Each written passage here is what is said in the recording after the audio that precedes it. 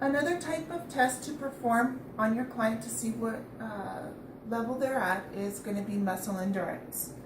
Muscle endurance can be performed by doing two tests, your abdominal curl-up test and also your push-up test.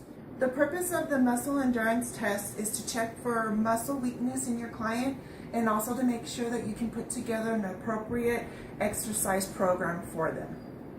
The first step you want to do is to go ahead and explain to your client the purpose of this test. The test that we're going to be performing today is going to be the push-up. I'm going to explain to you how it needs to be done and demonstrate the proper technique. The purpose of this test is to see how many push-ups your client can do before they fatigue out. This is going to see where their muscle strength and endurance is on their upper body. You want to make sure that you know how your client knows how to breathe when performing this exercise assessment. You want to make sure that they exhale when they're pushing up from the floor and inhale when they're going down to the floor. Now I'm going to go ahead and demonstrate the position that you need to be in for the full body position. Men usually are the ones that do this position, but women can also do this. They're going to go ahead and get down on the mat. Their hands need to be underneath their shoulders, pointing forward. Their head needs to be up. Then their back needs to be straight with being on their toes. So they have to be in this position during the whole time, making sure that their back is straight. This position is started from the bottom, and then as they come up and extend their arms, then that's the first count.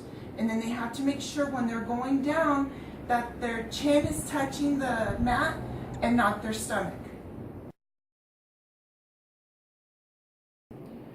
There's also another form of push-up that you can also do with your client. This is called the modified knee push-up.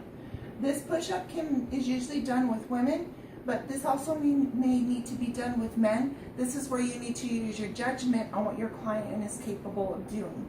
Now let me demonstrate how you're supposed to do the modified knee push-up. You're going to have your client on their knees. Their legs are going to be straight out behind them with their ankles and their feet pointing straight out. Their back is going to be straight. Their hands are going to be shoulder width apart. Their head's going to be up.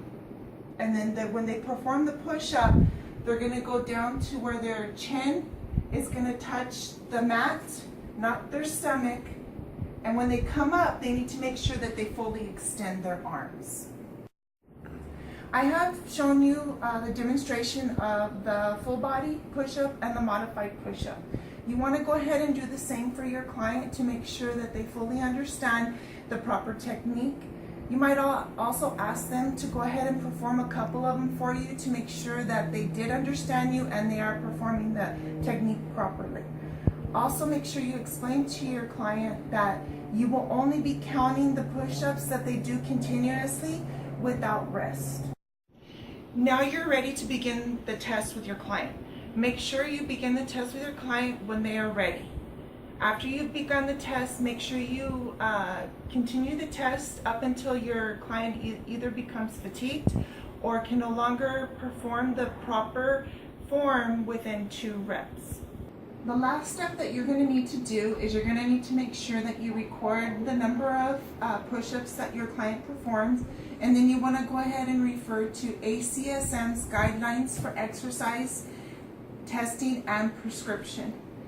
And then you're going to go ahead and look up, based upon the number that they did, based on their age and sex, and it's going to let you know what fitness category that they are in.